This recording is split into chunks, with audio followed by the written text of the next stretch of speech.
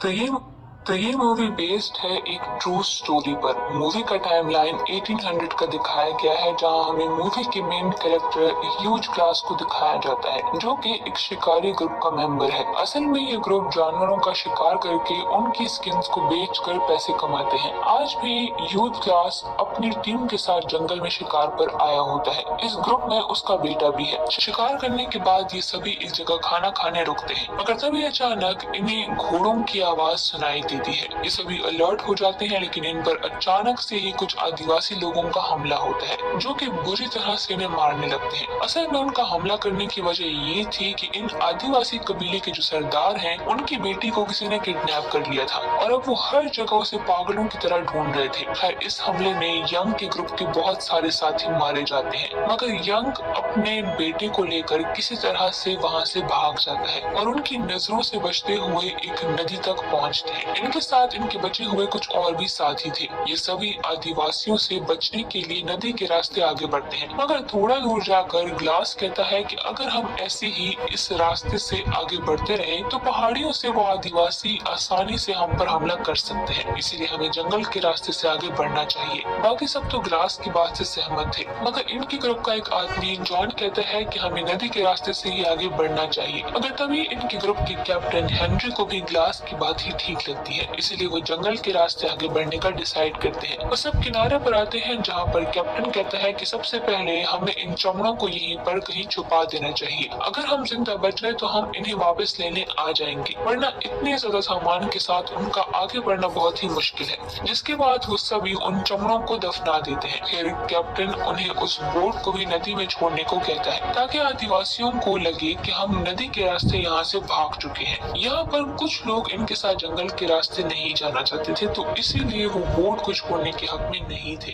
और इनके बीच में आर्ग्यूमेंट शुरू हो जाता है। जिसके बाद ये लोग उसी बोट में आगे जाने का डिसाइड करते हैं, मगर थोड़ी दूर जाने के बाद ही इनकी बोट पर आदिवासियों का हमला हो जाता है और वो सभी मारे जाते हैं, जिससे ये प्रूफ हो जाता है कि ग्लास की प्रेडिक्शन सही थी। अब बाकी के बचे हुए लोग अपना सफर जंगल में जारी रखते हैं। काफी देर पैदल चलने के बाद ये लोग एक जगह आराम के लिए रुक जाते हैं। जब ये सभी लोग आराम कर रहे होते हैं तो ग्लास शिकार करने के लिए निकल जाता है। उसी जंगल में भालू के दो बच्चे उसे दिखते हैं, जिन पर वो निशाना लगाने वाला था, लेकिन तभी ग्लास को अपने पीछे कुछ हलचल महसूस होती है। जब वो पीछे मुड़कर देखता है तो वहाँ पर इन दोनों बच्चों की माँ होती है, जो कि पलक झपकते ही ग्लास पर हमला कर देती है और ग्लास को बुरी तरह से जकड़ लेती है। वो उस पर काफी वार करती है और ग्लास को कुछ समझ नहीं आता कि उसके साथ हो क्या रहा है, मगर वो खुद पर काबू रखता है और बिल्कुल बेजान जमीन पर लेट जाता है। वो कोई भी मूवमेंट नहीं करता, जिससे कि भालू को लगता है कि शायद वो मर गया है और वो उसे वहीं छोड़कर अपने बच्चों के पास जाने लगती है। लेकिन यहाँ पर ग्लास गलती कर देता है। जब वो देखता है कि भालू उसके निशाने पर है तो वो उसका शिकार करने की कोशिश करता है। वो गोली चलाता है, जो कि उस भालू को लग भी जाती है, मगर वो मरी नहीं थी और वापस से वो ग्लास पर हमला कर देती है। गोली लगने की वजह से भालू और भी ज्यादा गुस्से में थी और वो ग्लास का गला ही चीर देती है। ग्लास बुरी तरह से जख्मी हो चुका था,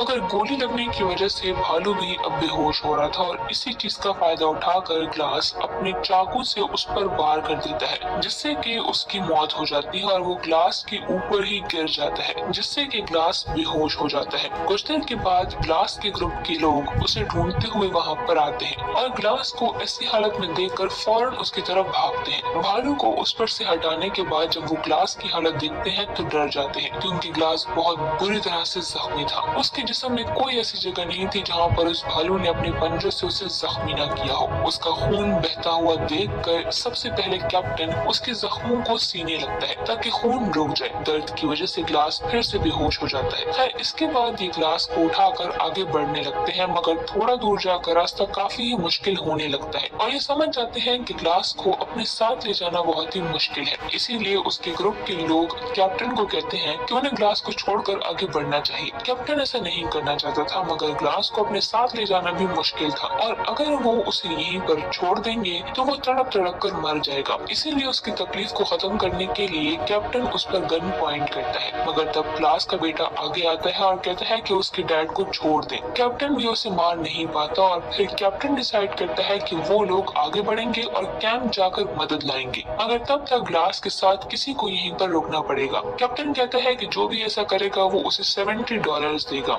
यहाँ पर ग्लास का बेटा और उसका एक दोस्त दोस्त कहते हैं कि उन्हें पैसे नहीं चाहिए मगर वो ग्लास के साथ जरूर रुकेंगे। और तब जॉन, जो कि ग्लास को बिल्कुल भी पसंद नहीं करता, वो कहता है कि $70 बहुत कम है, मैं इस काम के लिए $100 लूंगा और यहाँ पर रुकूंगा। और कैप्टन इसके लिए मान जाता है और फिर ये 3 लोग ग्लास के साथ रुकते हैं और बाकी के लोग कैप्टन के साथ चले जाते हैं। अगले दिन जॉन एक जगह पर बैठकर ग्लास के मरने का इंतजार कर रहा होता है, लेकिन ग्लास जो कि इतनी बुरी हालत में होता है वो अभी भी गिव अप नहीं कर रहा था। अब इन्हें खाने की बहुत जरूरत थी, तो ग्लास का बेटा ह्यूज और उसका एक दोस्त बीजर शिकार पर निकल जाते हैं और पीछे जॉन ग्लास के पास होता है। वो ग्लास को कहता है कि मुझे पता है कि तुम तकलीफ में हो और अपनी लाइफ से छुटकारा चाहते हो, एक दोस्त होने के नाते मैं तुम्हारी मदद कर सकता हूँ, तुम्हें इस तकलीफ से आजाद कर दूंगा, मैं तुम्हारा गला दबाकर तुम्हें आजाद कर दूंगा और सबको लगेगा कि तुम अपनी मौत मरे हो, बस तुम अपनी पलकें झपकाकर मुझे इशारा दो। यहाँ पर ग्लास बोल नहीं पा रहा था क्योंकि उसका गला भालू ने चीर डाला था। वो जॉन की बात हरगिज मानने वाला नहीं था, इसलिए वो काफी टाइम तक अपनी पलकें नहीं झपकाता, लेकिन फिर आखिर उसकी आंखें बंद हो जाती हैं और जॉन खुश होकर उसका गला दबाने लगता है। मगर तभी ह्यूज वहाँ पर आता है और जॉन को लात मारकर दूर फेंक देता है और वो यहाँ पर जोर जोर से चिल्लाने भी लगता है ताकि वो तीसरा आदमी उसकी आवाज सुनकर यहाँ पर आ सके और उसके बाप को बचा सके। लेकिन जॉन गुस्से में आकर अपना खंजर निकालकर उसे मार देता है। ग्लास दूर से ही सब कुछ देख रहा होता है लेकिन वो कुछ भी नहीं कर पाता। जॉन जल्दी से बीजर के आने से पहले ही ह्यूज की लाश को छुपा देता है और जब बीजर आता है तो वो जॉन से कहता है कि ह्यूज कहाँ है। जॉन कहता है कि वो अभी यहाँ पर नहीं आया। इधर ग्लास बीजर को बताने की कोशिश करता है पर बीजर उसकी बात नहीं समझ पाता। थोड़ी देर के बाद जॉन फिर से परेशान हो जाता है क्योंकि ग्लास अभी भी मरने का नाम नहीं ले रहा था। ये देखकर जॉन यहाँ पर अपनी एक और चाल चलता है। जॉन अगले सुबह बीजर से कहता है कि मैंने 20-25 आदिवासियों को नदी के किनारे देखा है और वो हमारी तरफ ही आ रहे हैं। ये सुनकर बीजर बहुत ही डर जाता है और वो अपना सामान लेकर यहाँ से भागने की तैयारी करता है, पर वो जॉन से पूछता है कि ह्यूज कहाँ है और वो अभी तक क्यों नहीं आया। इसके जवाब में जॉन उसे कहता है कि अगर हमें अपनी जान बचानी है तो हमें इन दोनों बाप बेटे को यहीं पर छोड़कर यहाँ से निकलना होगा। इसके बाद बीजर ग्लास के बारे में कहते हैं कि उसका क्या होगा, तो जॉन कहता है कि इसके लिए हम गड्ढा खोद कर इसको वहीं पर गाड़ देंगे। बीजर जॉन को ऐसा करने से मना करते हैं और जॉन ग्लास को जिंदा ही एक गड्ढे में दफना देता है और फिर जॉन और बीजर यहाँ से चले जाते हैं। थोड़ी देर बाद ग्लास हिम्मत करता है और यहाँ से बाहर निकलता है और रींग रींग कर वो सबसे पहले अपनी बेटी की डेड बॉडी के पास जाता है। यहाँ आकर वो बहुत ही रोता है क्योंकि इसको इस बात का पछतावा होता है कि ये अपनी बेटी को नहीं बचा सका। काफी देर के बाद ग्लास डिसाइड करता है कि ये यहाँ से इसी हालत में जंगल से बाहर निकलेगा और जॉन से अपनी बेटे की मौत का बदला लेगा। इधर बीजर को रास्ते में पता चल जाता है कि जॉन झूठ बोल रहा था और उनके पीछे कोई भी आदिवासी नहीं आ रहे थे।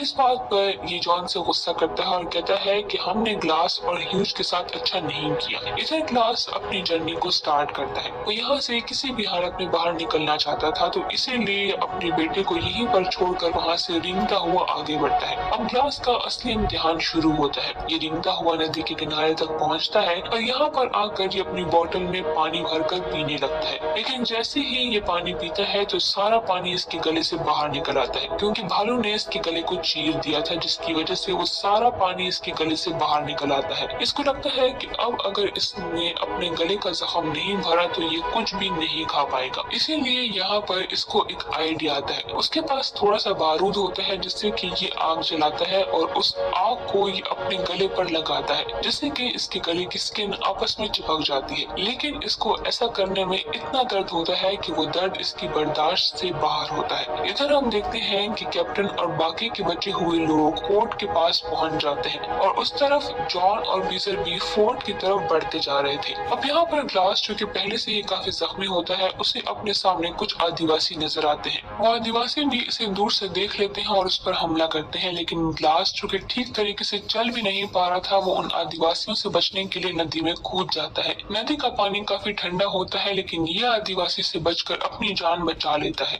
अब अगले दिन जब ग्लास की आंख खुलती है तो वो ये देखता है कि उसके जख्म पहले से भी ज्यादा खराब हो चुके हैं और अब वो धीरे धीरे सड़ने लगे हैं। इसके बाद जब इसको भूख लगती है तो ये एक मछली पकड़ता है और उसे कच्चा ही खाना शुरू कर देता है। फिर रात होती है और ये देखता है कि इससे थोड़ी दूर पर किसी ने आग जलाई है। ये देखकर वो धीरे धीरे उसकी तरफ चलकर जाता है। वहाँ पर आकर इसको पता चलता है कि वहाँ एक आदमी है जो कि आग जलाकर जंगली भैंसों का मांस खा रहा है। वो आदमी ग्लास को देखकर देखकर उस पर हमला करने ही वाला होता है, लेकिन तभी ग्लास बैठ जाता है और उसको इशारों में समझाता है कि मैं तुम्हें नुकसान नहीं पहुंचाना चाहता। अब वो आदमी जिसका नाम वीकॉक होता है वो ग्लास की बात समझ जाता है और फिर ये दोनों साथ बैठकर जंगली भैंसों का मांस खाते हैं। जब सुबह होती है तो वीकॉक ग्लास के जख्मों को देखकर ग्लास से इसकी वजह पूछता है। फिर ग्लास उसे पूरी बात बताता है कि कैसे भालू ने उस पर अटैक किया और फिर उसके लोगों ने उसे मरने के लिए छोड़ दिया। ये सुनकर वीकॉक भी उसे अपनी स्टोरी बताता है कि कैसे उसने भी अपनों को खो दिया। फिर ये दोनों यहाँ से घोड़े पर सवार होकर अपने आगे का सफर शुरू करते हैं। इधर जॉन और बीजर फोर्ट तक आ जाते हैं। जॉन बीजर से कहता है कि हमने जो भी किया उसके बारे में कैप्टन को पता नहीं चलना चाहिए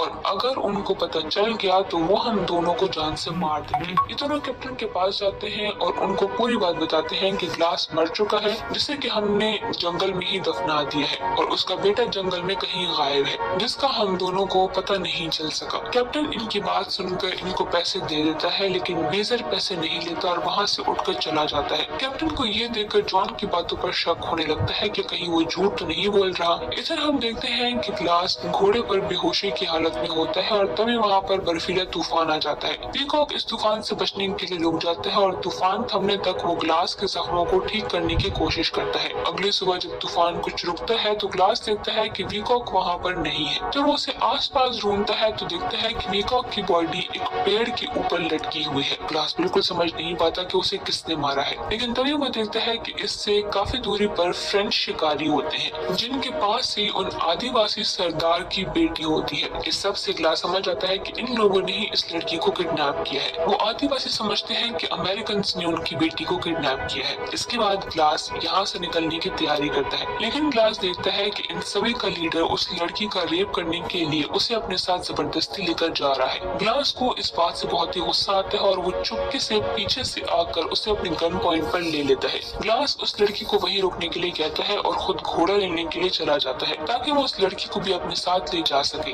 लेकिन उस लड़की को इस फ्रेंच शिकारी पर बहुत ही गुस्सा आता है, इसीलिए वो ग्लास के आने से पहले ही अपने चाकू से इस आदमी का प्राइवेट पार्ट काट देती है, जिससे कि वो आदमी दर्द से जोर जोर से चिल्लाने लगता है। और फिर यहाँ जितने भी फ्रेंच शिकारी होते हैं वो इसकी आवाज सुनकर ग्लास का पीछा करने लगते हैं, लेकिन ग्लास यहाँ से अपने घोड़े पर बैठकर भागने में कामयाब हो जाता है। अगले दिन ग्लास एक जगह पर आराम कर रहा होता है और तभी वो आदिवासी इस पर हमला कर देता है। ग्लास इन सब से बचने के लिए अपने घोड़े पर सवार होकर वहाँ से भाग जाता है। अब आगे जाकर ग्लास देखता है कि रास्ता खत्म हो चुका है और इसके सामने एक खाई होती है, लेकिन ग्लास उसकी परवाह किए बगैर अपने घोड़े समेत उस पर कूद जाता है। इतनी ऊंचाई से गिरने के बाद उसका घोड़ा मर जाता है, मगर ग्लास पैरों के जरिए नीचे गिरा था और ये जिस जगह पर गिरा था वहाँ पर बर्फ की एक मोटी तह थी, जिसकी वजह से उसकी जान बच जाती है। अब ग्लास उन आदिवासियों से तो बच जाता है, मगर इसके सामने यहाँ पर एक और मुसीबत आ जाती है। ये देखता है कि अब यहाँ पर बर्फ का तूफान आने वाला है। जब ये वहाँ से उन आदिवासियों से बचकर भाग रहा था तो भालू की खाल जिसको पहनकर ये सोता था वो वहीं पर रह गई थी, इसीलिए अब ये इस ठंड से बचने के लिए इस घोड़े का सहारा लेता है। ग्लास इस मरे हुए घोड़े के पेट को चीरकर उसमें से सारी आंतों को बाहर निकालकर उस घोड़े के पेट के अंदर ही सो जाता है ताकि ये इस ठंड से खुद को बचा सके। ग्लास पूरी रात इस घोड़े के पेट में सोकर गुजारता है और जब अगले दिन तूफान थम जाता है तो ये यहाँ से बाहर निकलकर अपना आगे का सफर शुरू करता है। इधर फोर्ट में एक फ्रेंच शिकारी कैप्टन से मदद मांगने आता है और कैप्टन को बताता है कि हमारे कई साथी बर्फ में दबकर मर चुके हैं और कईयों को भेड़ियों ने मार दिया है। यहाँ पर इसके साथ एक बोतल भी होती है जो कि बीजर ने ग्लास को तब दी थी जब वो उसको जिंदा दफना रहे थे, लेकिन जब ग्लास उस दिन उस फ्रेंच शिकारियों से बचकर भाग रहा होता है तो उसकी ये बोतल वहीं पर रह गई थी जो कि फ्रेंच शिकारी ने अपने साथ रख ली थी। इस बोतल को बीजर पहचान लेता है और वो कहता है कि ये तो मेरी बोतल है जो कि मैंने ग्लास को दी थी। यहाँ पर ये सब सोचते हैं कि शायद ह्यूज अभी भी जिंदा है, इसीलिए कैप्टन अपने साथियों के साथ ह्यूज को ढूंढने के लिए जंगल में चला जाता है, लेकिन जंगल में इनको ह्यूज नहीं बल्कि ग्लास मिल जाता है। ग्लास को जिंदा देखकर यहाँ पर मौजूद सभी लोग हैरान होते हैं। कैप्टन ग्लास से पूछता है कि तुम जिंदा कैसे हो, जिसके जवाब में कैप्टन उसको पूरी बात बताता है। ग्लास के मुंह से सच सुनने के बाद कैप्टन जॉन को अरेस्ट करने का ऑर्डर देते हैं। इसके बाद जैसे ही कैप्टन जॉन को पकड़ने के लिए फोर्ट में आता है तो वो देखता है कि जॉन उसका सारा पैसा लेकर वहाँ से भाग चुका है। फिर एक दिन ग्लास से मिलने के लिए कैप्टन आता है तो ग्लास कैप्टन से कहता है कि जॉन अब मेरा शिकार है, उसने मेरे बेटे को मारकर मुझसे मेरी दुनिया ही छीन ली है, इसीलिए अब उसको मुझसे कोई कोई नहीं बचा सकता। इस काम में कैप्टन भी ग्लास का साथ देता है और अब ये दोनों जॉन को मारने के लिए जंगल में बढ़ते हैं। यहाँ पर आकर कैप्टन ग्लास से कहता है कि जंगल बहुत ही बड़ा है, इसीलिए हमें अलग अलग होकर उसे ढूंढना पड़ेगा। ये दोनों अलग अलग रास्तों से होकर जॉन को ढूंढते हैं। कैप्टन को थोड़ी ही दूरी पर जॉन नजर आता है। जॉन यहाँ पर कैप्टन को गोली मार देता है। गोली की आवाज सुनकर ग्लास कैप्टन की तरफ भागता है, लेकिन तब तक कैप्टन मर चुका था और जॉन भी वहाँ से भाग चुका था। फिर ग्लास कैप्टन की बॉडी को घोड़े पर बिठाकर यहाँ से चला जाता है। आगे जाकर इसको जॉन देख लेता है और दूर से ही इसको गोली मार देता है, लेकिन जब जॉन इसके पास आता है तो वो दिखता है कि ये ग्लास नहीं बल्कि ये तो कैप्टन था। दरअसल ग्लास को पहले से ही पता था कि जॉन इस पर छुपकर वार करेगा, इसीलिए जब ये कैप्टन की लाश को घोड़े पर चढ़ा रहा था तो इसने कैप्टन की पीठ पर एक लकड़ी रख दी ताकि उसकी वजह से उसकी कमर सीधी हो और कैप्टन आराम से सीधा होकर घोड़े पर बैठ जाए और ग्लास खुद कैप्टन बनकर पिछले वाले घोड़े पर मरने की एक्टिंग करता है।